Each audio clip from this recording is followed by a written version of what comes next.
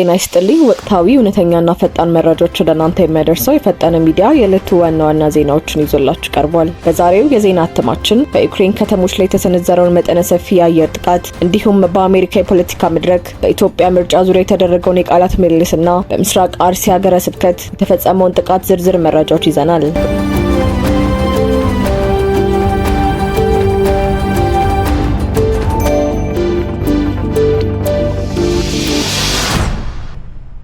ሩሲያ በዩክሬን ከተሞች ላይ በሰነዘረችው መጠነ ሰፊ ጥቃት የ13 ሰዎች ሕይወት ማለፉ ተገለጸ።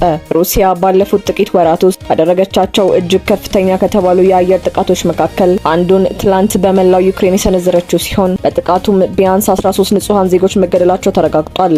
እንደ ሀገር በቀልና ዓለም አቀፍ የዜና ወኪሎች ዘገባ ከሟቾች መካከል 9ኙ በዲንፖር ከተማ የተገደሉ ሲሆን ቀሪዎቹ 4 ሰለባዎች ደግሞ በዋና ከተማዋ ኪየቭ ሕይወታቸው ያለፈ መሆኑ ታውቋል። በአንድ ሌሊት በተፈጸመው በዚህ ሚሳኤልና የሰው አልባ አውሮፕላኖች ውርጅብኝ በርካታ የመኖሪያ አፓርታሞች ሙሉ በሙሉና በከፊል ወድመዋል። በዚህ ምክንያት ቁጥራቸው በውል ያልታወቁ በርካታ ሰዎች የቆሰሉ ሲሆን የኪየቭና የዲፕሮ የድንገተኛ አደጋ ጊዜ ሰራተኞች በፍርስራሾች ስር የተቀበሩ ሰዎችን ለማውጣት ከፍተኛ ርብርብ በማድረግ ላይ ይገኛሉ። በጥቃቱ ሳቢያ በመላው ዩክሬን የአየር ወረራ መከላከያ ሳይረኖች በተደጋጋሚ ሲጮሁ ውለዋል። የዩክሬኑ ፕሬዝዳንት ቮሎዲሚር ዜሌንስኪ በሰጡት መግለጫ ሩሲያ በዚህ ጥቃት ላይ በድምሩ 656 ድሮኖች እና የተለያዩ የባሊስቲክ የክሩዝ እንዲሁም የጸረ መርከብ 73 ሚሳኤሎችን መጠቀሟን ይፋ አድርገዋል። በሌላ በኩል የሩሲያ መከላከያ ሚኒስቴር ጥቃቱን በተመለከተ በሰጠው መግለጫ ድርጊቱ ዩክሬን ቀደም ሲል በሩሲያ ይዞታዎች ላይ ለፈጸመችው ጥቃት የተሰጠ የአጸፋ ምላሽ መሆኑን ገልጸዋል። ሞስኮ ባለፈው ሳምንት በቁጥጥሯ ስር በሚገኝ የአንድ ተማሪዎች ማደሪያ ላይ ኪየቭ ገዳይ ጥቃት ፈጽማብኛለች በማለት በዩክሬን ላይ ስልታዊ ጥቃት እንደምትጀምር ማስጠንቀቋ የሚታወስ ነው። የፈጠነ ሚዲያ ዕለታዊ መረጃዎችን ማቅረቡን ይቀጥላል። ወደ ቀጣዩ የዓለም አቀፍ የፖለቲካ መረጃችን ስናልፍ በኢትዮጵያ ምርጫና ቀጠናዊ ጉዳዮች ዙሪያ በሁለት ታዋቂ የአሜሪካ ፖለቲከኞች መካከል የተደረገው የቃላት ምልልስ የብዙዎችን ትኩረት ስቧል። በኢትዮጵያ ምርጫ ዙሪያ በኮንግረስ አባል ኢልሃን ኦማርና በአምባሳደር ቲቦር ናጅ መካከል የቃላት ምልልስ ተካሄደ። ትውልደ ሶማሊያዊቷ የአሜሪካ የምክር ቤት አባል ኢልሃን ኦማር በኢትዮጵያ ምርጫ ዙሪያ በኤክስ ገጻቸው ላይ ባሰፈሩት መልእክትና ተከትሎት በመጣው የአምባሳደር ቲቦር ናጅ ጠንከር ያለ ምላሽ በዲፕሎማቶችና ፖለቲከኞች ዘንድ ከፍተኛ ትኩረት ስቧል። ኮንግረስ አባል ኢልሃን ኦማር ባስተላለፉት መልእክት የኢትዮጵያ መንግስት የህዝቡን እውነተኛ ፍላጎት የሚያንጸባርቅ ነጻ፣ ፍትሃዊና ግልጽነት የሰፈነበት ምርጫ ማካሄድ እንዳለበት አሳስበዋል። የኮንግረስ አባሏ የኢትዮጵያ ህዝብ የራሱን የወደፊት እጣ ፈንታ በነጻነት የመወሰን ሙሉ መብት እንዳለው ጠቅሰው ሀገሪቱ ከዓመታት ግጭትና ስቃይ በኋላ ህዝቡ ሰላም፣ ፍትህና ሉዓላዊ ድምፁ ሊከበርለት ይገባል ሲሉ የኢትዮጵያን ወቅታዊ ሁኔታ የተመለከተ አቋማቸውን አንጸባርቀዋል። ይህንን የኢልሃን ኦማር መልእክት ተከትሎ የቀድሞ የአሜሪካ የውጭ ጉዳይ ሚኒስቴር የአፍሪካ ጉዳዮች ረዳት ኃላፊ አምባሳደር ቲቦር ናጅ ፈጣንና ጠንከር ያለ አጸፋዊ ምላሽ ሰጥተዋል። አምባሳደሩ የሶማሊያን ወቅታዊ የፖለቲካ ሁኔታ በማንሳት የኮንግረስ አባሏን ድርጊት ተችተዋል። አምባሳደር ቲቦር ናጅ በሰጡት ግብረ መልስ የሶማሊያ ህዝብም በትክክል ይኸው መብት ይገባዋል፣ በሞቃዲሾ ካሉት ሙሰኛ፣ ብልሹና አቅመቢስ የፖለቲካ ልሂቃን አንጻር ለምን ለሶማሊያ ህዝብ መብት አትከራከሪም ሲሉ መልሰዋል። ይህን በማለት ኢልሃን ኦማር በትውልድ ሀገራቸው ሶማሊያ ባለው የፖለቲካ ቀውስ፣ የዲሞክራሲ እጦትና የመልካም አስተዳደር ችግር ላይ ለምን ድምጻቸውን እንደማያሰሙ ጠንካራ የሙገታ ጥያቄ ሰንዝረዋል።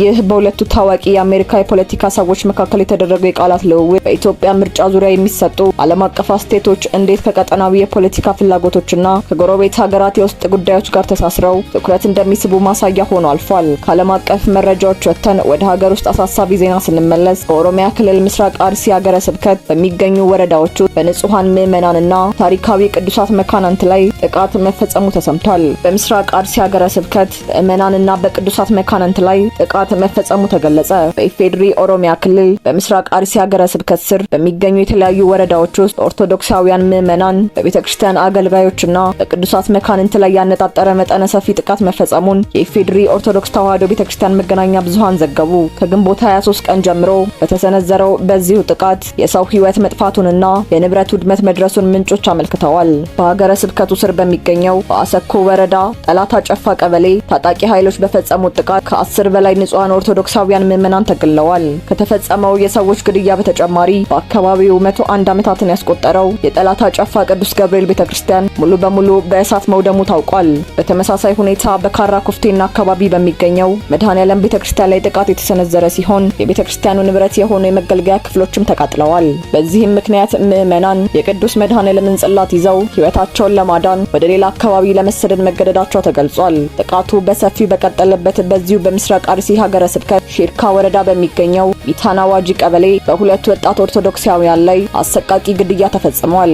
ታጣቂዎቹ ወጣቶቹን ከመኖሪያ ቤታቸው ከወሰዱ በኋላ ወደ ሚታና ጋዶ ቀበሌ በማምራት አንደኛውን በስለት ሁለተኛውን ደግሞ በጥይት በመምታት ሕይወታቸውን እንዲያጡ ማድረጋቸው ተረጋግጧል። የእነዚህ ወጣቶች ስርዓተ ቀብር ግንቦት 24 ቀን በጋዶ ማህበረ ስብሃት ቅድስት ማርያም ቤተክርስቲያን ቤተሰቦቻቸውና ምዕመናን በተገኙበት ተፈጽሟል። የቤተክርስቲያኗ ይፋዊ የልማትና የሚዲያ ተቋማት ማህበረ ቅዱሳን ቴሌቪዥንን ጨምሮ በምስራቅ አርሲ ሀገረ ስብከት በአገልጋዮችና ምዕመናን ላይ በተደጋጋሚ የሚፈጸሙ መሰል ጥቃቶች ዘላቂ መፍትሄ እንዲያገኙና የዜጎች ደህንነት እንዲከበር በተደጋጋሚ ሲያሳስቡ መቆየታቸውን ዘገባቸው ላይ አስፍረዋል። የተከታተላችሁት የፈጠነ ሚዲያ የዕለቱን ዋና ዋና ዜናዎች ነበር። ፈጣን፣ እውነተኛና የተሟሉ መረጃዎችን በየወቅቱ ለማግኘት የፈጠነ ሚዲያን መከታተላችሁን ቀጥሉ። ሰብስክራይብ እና ሼር በማድረግም ቤተሰብ ይሁኑ።